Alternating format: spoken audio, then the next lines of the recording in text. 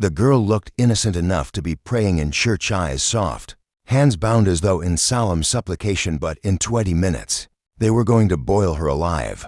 Mercy Whitmore stood rigid in the center of the town square, her wrists chafed raw from the coarse rope that bound them.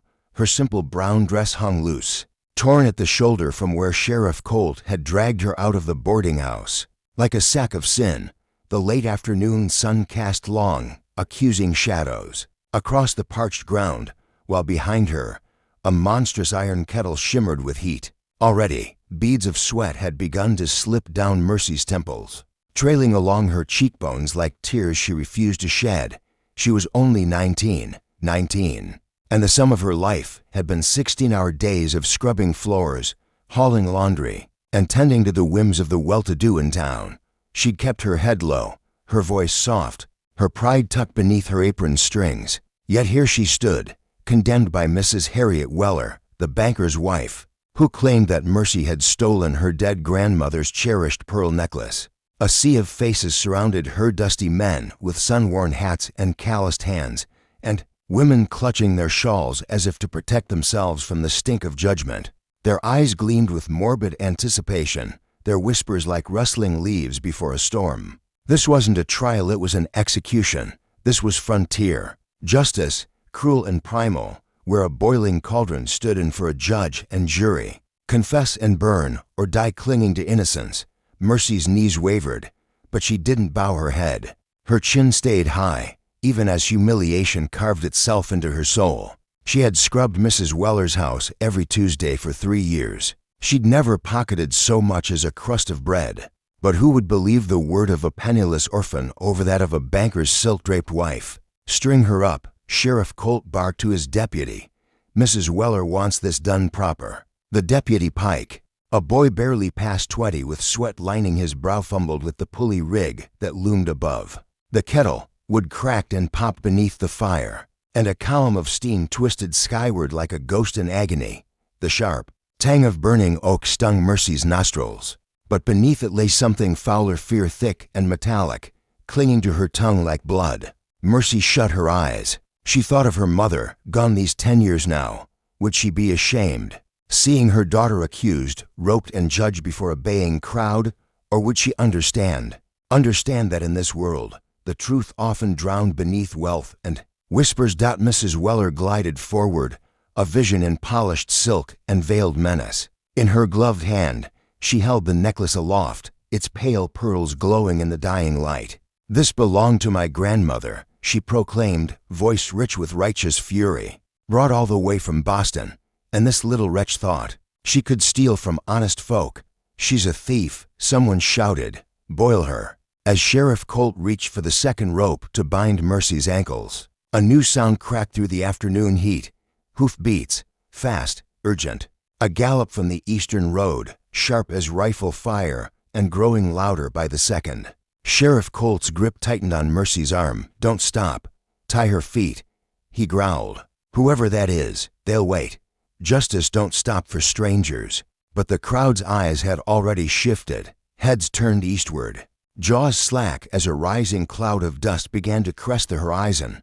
The sound was deafening now, hooves pounding like war drums, a single rider pushing his mount to its limit, leather reins snapping like whips against sweat-darkened flanks. Pike, visibly rattled, yanked the rope tight around Mercy's ankles. She winced as the rough fibers bit into her skin. The kettle hissed and churned, bubbling with menace. Each pop of the surface water sounded like a scream waiting to happen. Heat licked at her calves through the threadbare cotton of her dress. Mrs. Weller stepped even closer, clutching her pearls like a rosary. "Do it now, Colt," she hissed. "Before whoever that is gets ideas." Pike tugged on the rope pulley, and Mercy felt herself lifted just inches from the ground. Her hands went cold, the rope cutting into her wrists with merciless precision. In her mind, she tried to conjure her mother's voice, soft, humming lullabies in the dead of winter, when they had only each other and silence to keep warm. And then he rode in. The horse nearly collapsed from exhaustion, nostrils flaring, sides lathered in sweat. The man in the saddle was tall, his back straight despite the ride. Iron gray hair curled beneath a battered hat, and his face deeply lined. Sun-worn was the face of a man who had seen too many years and buried too many truths. Gideon Marsh dismounted before the horse had fully stopped, his boots striking the dirt like thunder. The entire square seemed to hold its breath. What the hell's going on here? His voice rolled through the air, rough and commanding, like a storm gathering. Over dry land. Mrs. Weller's spine stiffened. Mr. Marsh, this doesn't concern you. We're dispensing justice, as the law allows. Gideon's dark eyes swept across the scene. The fire, the girl, the kettle, the crowd. Something in his gaze faltered just for a moment, like a man struck by memory. Then it hardened again. What law says you boil a girl alive over a pearl necklace? He asked, his hand drifting to the gun at his hip. She's no child, Mrs. Weller snapped. She's 19, old enough to steal, old enough to face the consequences. But Gideon wasn't looking at her. He was staring at Mercy, drinking. In every feature of her face, like he'd seen her before in a different life. His lips parted, and the slightest tremble touched his hands. He stepped toward the kettle, something raw rising in his chest. Put her down, he said, barely louder than a whisper. Colt barked a bitter laugh. Now wait just a minute. I know you got land, got influence, but this ain't your business. This here's the law in action. Then, faster than anyone could react, Gideon drew his revolver. The barrel leveled square at Sheriff Colt's chest. His hand didn't shake. His aim didn't falter. I said, put her down. A stunned silence fell. Even the fire seemed to hiss quieter. Sheriff Colt's face drained of color, his bravado bleeding out with each passing second. You pointing a gun at a lawman? Colt asked, voice thin. That's a hanging offense. So is murder, Gideon growled. And that's what this is, lynching dressed up as law. Mercy, still suspended in the air, saw something shifting in Gideon's eyes. A battle between past and present, memory clawing its way forward. He hadn't looked away from her since he rode in. Mrs. Weller stepped closer. Pearls clutched like holy relics. Her voice was tight, trembling with rage. Mr. Marsh, I understand you think your name carries weight, but interfering with this will bring consequences. But Gideon didn't move, didn't blink. His focus remained locked on the girl hanging just above the flames, as if she were the last living echo of something he'd lost long ago, and he wasn't about to lose her again. The town square pulsed with heat and tension. You can't just pike, Gideon said sharply, cutting off the sheriff and turning his gaze on the trembling deputy. Lower her down, gentle-like. The young deputy, barely old enough to shave, glanced between his superior and the cold muzzle of Gideon's revolver, now aimed straight at Sheriff Colt's chest. Pike's face gleamed with sweat, hands trembling as he reluctantly began to loosen the ropes. The makeshift pulley system creaked, and Mercy felt herself descending, inch by slow inch, away from the blistering steam of the massive iron kettle. The unbearable heat faded, and for the first time, cool air kissed her skin. Relief surged through her, dizzying and surreal. But so did confusion. Who was this stranger, this man with flint in his eyes and a voice like steel that he would risk life and limb for her? She had never seen him before, not once. This is madness, shrieked Mrs. Weller, pointing an accusing, trembling finger. She stole from me. I have witnesses. Gideon didn't flinch. What witnesses? He asked, his voice low but commanding, gun never wavering. Mrs. Weller's mouth opened, then closed. Well, that is to say, she was the only one with access to my jewelry box. Who else could it have been? Gideon's jaw clenched, fury flaring in his eyes. So you have no actual witnesses. You decided she was guilty because she's poor. The last knot gave, and Pike carefully let Mercy down. Her feet touched solid ground. She collapsed to her knees, air rushing into her lungs as if she'd been drowning. But her hands and ankles were still bound, the coarse hemp biting into her skin. Around her, the crowd buzzed with unrest, whispers rising like wind before a storm. Some of the men reached for their weapons. Cut her loose, Gideon ordered, voice sharp. Now see here, Sheriff Colt tried, but the words died in his mouth when Gideon fired a single shot into the sky. The crack split the air. Gideon's horse reared, but he controlled it with one hand, his gun steady in the other. The next one goes into flesh, he said, voice quiet, deadly. Cut her loose. Pike pulled his knife with shaking fingers and sawed through the ropes. They dropped away, and Mercy rubbed at the deep welts on her wrists. She could hardly believe she was still alive. Yet the menace in the crowd's eyes told her she wasn't free, not really. Gideon had pulled her from the boiling death, but now he'd drawn a line in the dirt, made enemies of half the town. And still, she had no idea why. Mrs. Weller wasn't done. She stepped forward, voice cutting through the tension. "If you're so certain she's innocent," she called, loud enough to reach every ear, "then prove it. Find my real necklace. But until you do, this thief stays in jail." A rumble of approval rolled through the crowd like thunder. They didn't care about justice. They cared about order, about punishment, and numbers were on their side. Gideon knew it too. She could see it in his eyes. But there was something else there, something deeper, stranger. Storms of memory clashed behind his gaze. Then he spoke, calm and clear. "She'll stay at my ranch until this gets sorted proper." Colt's face turned crimson. "Like hell. She will. She's under arrest for theft." "Then arrest me too," Gideon said. "Because she's coming with me." The words echoed through the air like the toll of a bell, and with them came a flood of images, sharp and merciless. 19 years ago, Gideon had been a different man. Younger, softer, in love. His wife, Elena, had been radiant Mexican, with green eyes that sparkled like spring leaves in sunlight. She carried their child in her belly, sang lullabies that floated through the house like incense. Then the fever came. It took her during childbirth, left her still and cold in the bed they'd shared. The baby had been born alive but frail. Elena's sister, Rosa, had insisted she take the child west, to California. The air would be better there, she said. The climate kinder. Gideon, drowning in whiskey and grief, had let her go. He'd told himself it was for the best. But now, looking at the girl who stood trembling before him, so brave, so defiant, he saw Elena's eyes again, the tilt of her chin, the way she held herself tall even as the world tried to crush her. Mrs. Weller stepped in front of him, eyes narrowed. "Mr. Marsh, this is foolish. That girl is nothing but trouble. What's her full name?" The question hit the crowd like a slap. "I don't see how," Mrs. Weller stammered. "Her full name," Gideon repeated, every word coated in steel. Mercy's voice, though quiet, rang out clear. "Mercy, Elena Whitmore." The middle name hit Gideon like a fist to the chest. Elena. Rosa had kept part of the truth, had given the child her mother's name. His knees nearly buckled. "Where were you born?" he asked, breath catching. "California," she replied, bewildered. "But I don't remember it. I was brought to the orphanage in Denver when I was small. They said my aunt couldn't care for me anymore." Rosa. She must have fallen on hard times. And he hadn't searched, hadn't tried. The fury that rose in him now wasn't for Rosa. It was for himself. Sheriff Colt stepped forward, trying to cut through the moment. "Marsh, enough of this. She's going to jail. That's final." But Gideon wasn't listening to Colt. He was studying her features with the intensity of a man seeing something sacred. The shape of her nose, his mother's nose. The stubborn set of her shoulders, pure Marsh blood. "How old are you?"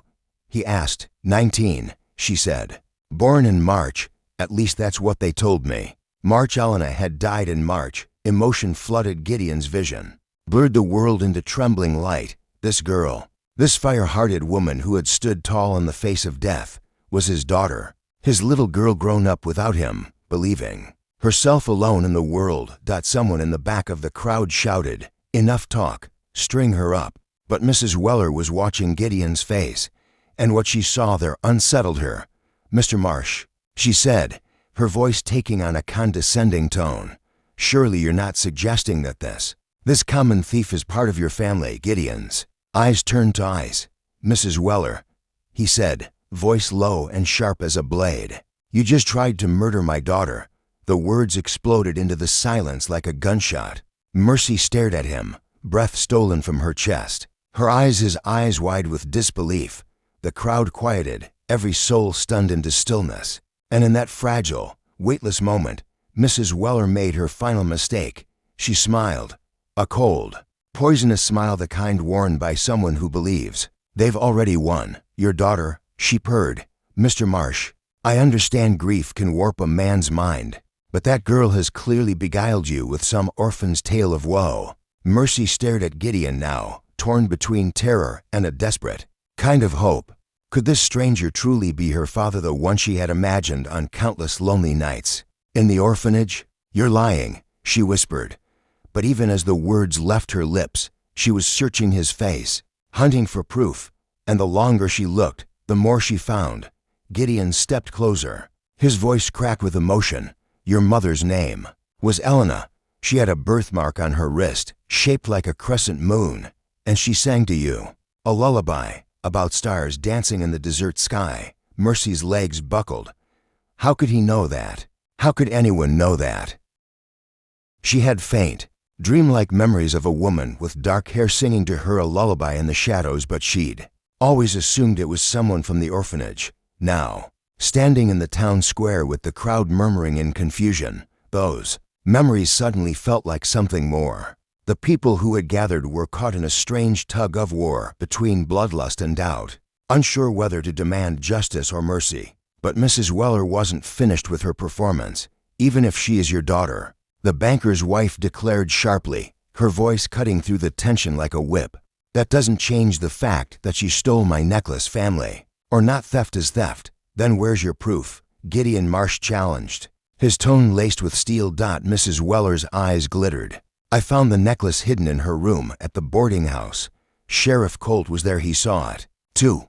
All eyes shifted to the sheriff, who looked increasingly uncomfortable. After a long pause, he gave a reluctant nod. Found it, wrapped in a cloth under her mattress. Gideon turned to Mercy. In his eyes, for the first time, a flicker of doubt danced. Did you take it? No. Her voice was calm and unwavering. I swear on my mother's grave I never stole anything. A storm brewed behind Gideon's eyes. 19 years of loss and grief clashed against the fragile hope of finally finding his daughter. The moment stretched, thick with tension. If you were Gideon Marsh, what would you do? Trust the daughter fate had just returned to him after almost 2 decades? Or believe the damning evidence held in the hand of a woman with everything to lose? He looked at Mercy for a long time, reading her face like scripture. Then slowly, he turned to Mrs. Weller, his gaze so intense she instinctively stepped back. If she's guilty, Gideon said evenly, then prove it wasn't planted. Mrs. Weller's cheeks flushed with angry color. How dare you suggest? Easy enough to prove. Gideon continued smoothly. Let's search your house. If the necklace was truly stolen, maybe there are other items missing. But if it was planted, then I'd wager my entire ranch that necklace never left your jewelry box. Until today. Mrs. Weller went pale. That's absurd, she stammered. You can't just. What's absurd? Gideon interrupted. Is that a girl who's worked for you for 3 years without a single complaint would suddenly risk her life for one necklace? What's absurd is that you were so eager to watch her boiled alive that you didn't even ask for a fair trial. Sheriff Colt cleared his throat, shifting uneasily. Mrs. Weller, maybe we should shut up, she snapped, then froze, realizing too late how it sounded. The crowd had heard her desperation. The shift in energy was immediate. Whispers turned to pointed looks. Suspicion began to bloom like a storm cloud over the square. Gideon moved in, calm and deliberate. Tell me, Mrs. Weller, when exactly did you notice the necklace was missing? This morning. She faltered. And when did you last see it? She glanced around the crowd, as if searching for someone to save her. Sometime last week. Gideon's voice dropped to a dangerous hush. You don't remember the last time you saw your grandmother's most prized possession? Just then, Deputy Pike cleared his throat nervously. Mr. Marsh, he said hesitantly, there's something else about how we found that necklace. Mrs. Weller's face drained of all color. Sheriff Colt shot Pike a warning glare, but the young man stood firm. His conscience had finally won. What is it, son? Gideon asked gently. Pike swallowed hard. Well, when we searched the girl's room, Mrs. Weller, she went straight to that spot under the mattress, didn't even hesitate. Like she knew. It was there. Gasps rippled through the crowd. Mrs. Weller tried to recover. I simply have experience with servants, she said stiffly. I know where they tend to hide things. But Gideon wasn't finished. He stepped forward until he stood directly in front of her, his presence like a thundercloud. "You're holding the necklace," he said quietly. "May I see it?" "Absolutely not." She clutched it tighter, knuckles white. "If it's evidence in a crime," Gideon replied, "then the law says I can examine it. Unless, of course, you've got something to hide." Sheriff Colt, sensing the shifting tide, finally stepped in. "Hand it over, Mrs. Weller." Let the man take a look. With reluctant, trembling hands, she placed the necklace into Gideon's palm. He held it up, letting the light catch on each pearl. "Beautiful craftsmanship," he murmured. "These pearls are perfectly matched. Must have cost a fortune." Mrs. Weller lifted her chin. "It was my grandmother's most treasured heirloom." "Funny thing about old pearls," Gideon continued conversationally. "They develop a certain patina-aged luster, especially if handled regularly over the years." He turned the necklace slowly in his hand. "But these are too clean, too bright, too new." Mercy's heart leapt. "What are you implying?" Mrs. Weller demanded. "I'm suggesting," Gideon said, loud enough for all to hear, "that this necklace was purchased recently, maybe even today." The crowd exploded in murmurs of shock and disbelief. "You lie." Mrs. Weller's face twisted in rage. "That necklace has been in my family for generations." Gideon ignored her and turned to the crowd. "Anyone here know Thomas Brennan? Jeweler over in Carson City?" Several people nodded. One man shouted, "Sure do. Bought my wife's ring from him." "Well," Gideon said calmly, "Thomas is an old friend, and I'd be willing to bet that if we rode over there right now, he'd remember selling a pearl necklace to a well-dressed lady this week." Panic surged through Mrs. Weller's eyes. She took a shaky step backward, her gaze darting toward the edge of the crowd like a fox searching for a hole in the fence. "This is outrageous," she shouted. "I won't be humiliated by some common rancher. Bad move." The word common dropped like poison into the air. The crowd, who respected Gideon more than most men alive, turned hostile in an instant. Mercy felt tears prick her eyes, but this time they were tears of hope. "You mean she lied?" Someone murmured from the crowd. "Every word," Gideon said grimly. "But the real question is why?" Sheriff Colt was pale now. "Mrs. Weller, if you knowingly filed a false accusation—" "I didn't," she screamed. "She's a thief. Just like her mother." The words hit like a thunderclap. Gasps rippled through the square. Mrs. Weller's hand flew to her mouth too late. The damage was done. Gideon went still. His voice, when it came, was low and razor-sharp. "What did you just say?" "About her mother." Mrs. Weller backed away, eyes wild with panic. "You knew," Mercy whispered, stepping forward, her voice trembling. "You knew who I was all along."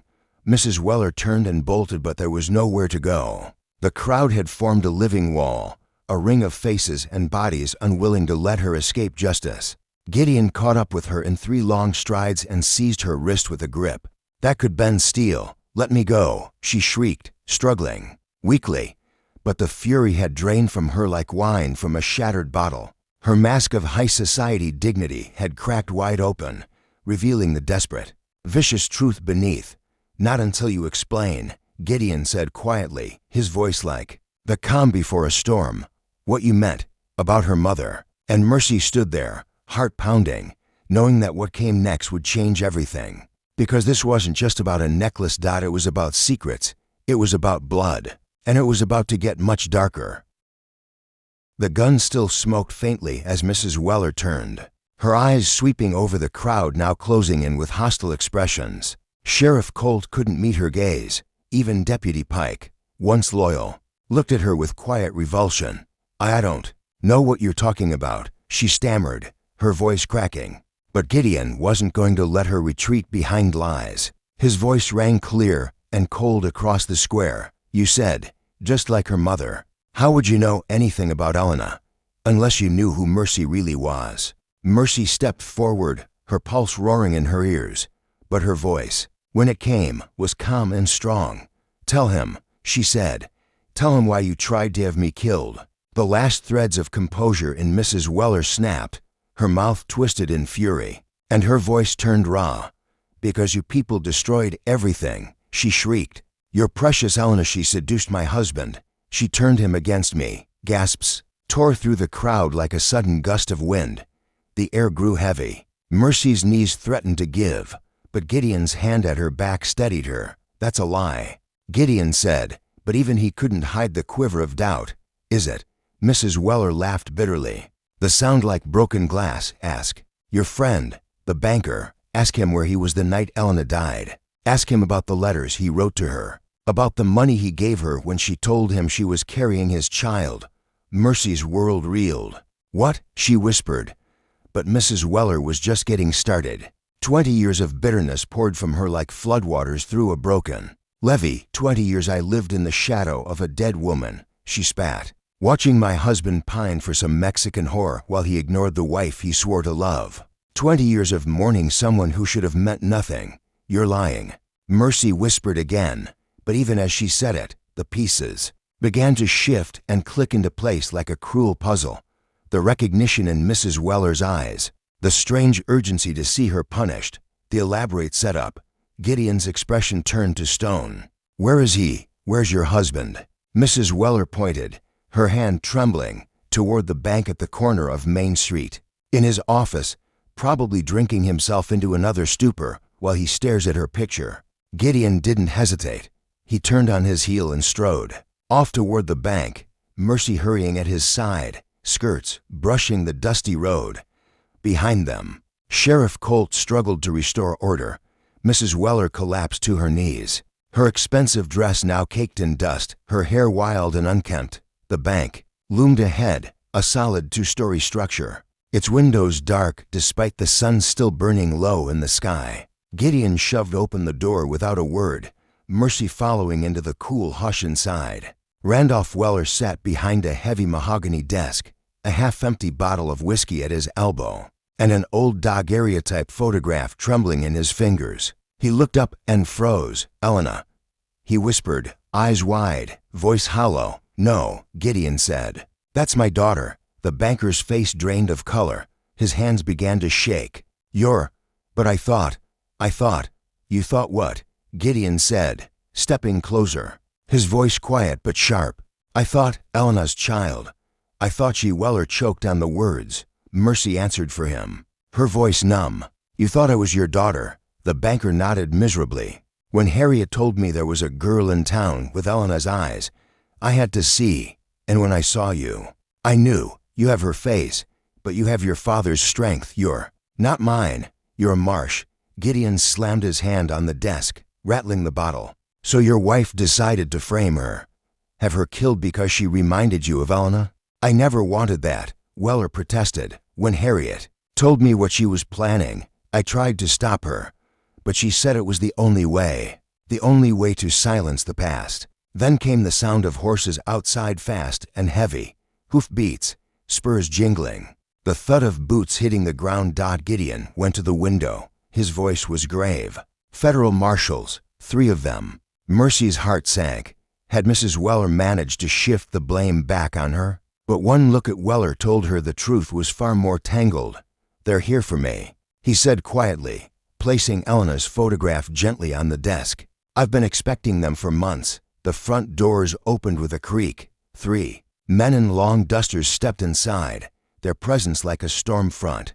"Randolph Weller," the lead marshal announced, his voice clipped. "You're under arrest for embezzlement of federal funds and mail fraud." Weller rose slowly, his shoulders slumped in resignation. No point denying it. Mercy stared at him, baffled. "Mr. Weller's been stealing government funds for years," the marshal explained. "Money meant for schools and roads, nearly $50,000. Gideon's jaw clenched. "Elena, you gave her stolen money." Weller nodded. "She was sick, needed medicine. Doctors I couldn't afford. I couldn't let her suffer. I thought I could help her." His voice broke as he turned to Mercy. "And when I saw you, I thought, God help me, I thought you were ours. That maybe something good had come from all that pain. I was just a foolish old man who mistook kindness for love." The marshal snapped cold steel around Weller's wrists. "So your wife found out, and to hide your shame, framed a child as..." Weller was led away. Mercy felt torn, relieved he was being held accountable, but also sorrowful. His obsession had contributed to her mother's death, but at the same time, His guilt had come from a place of love. Outside, the crowd had swelled. Whispers turned to murmurs. Faces watched as the disgraced banker was taken away. Mrs. Weller sat slumped in the sheriff's wagon. Her dress was ruined, her dignity shattered. When her eyes met Mercy's, she quickly looked away. Sheriff Colt approached Gideon, removing his hat. "Mr. Marsh," he said, voice low, "I owe you both an apology. I should have looked deeper, should have listened, before you tried to boil her alive." Gideon said coldly, "Yes, sir," Colt murmured. "I'll be resigning." Deputy Pike stepped forward, chin raised. "If it's all right, I'd like to apply for the position. I swear I'll run this town right." Gideon studied him a long moment, then nodded. "See that you do." As the crowd drifted away, Mercy turned to Gideon.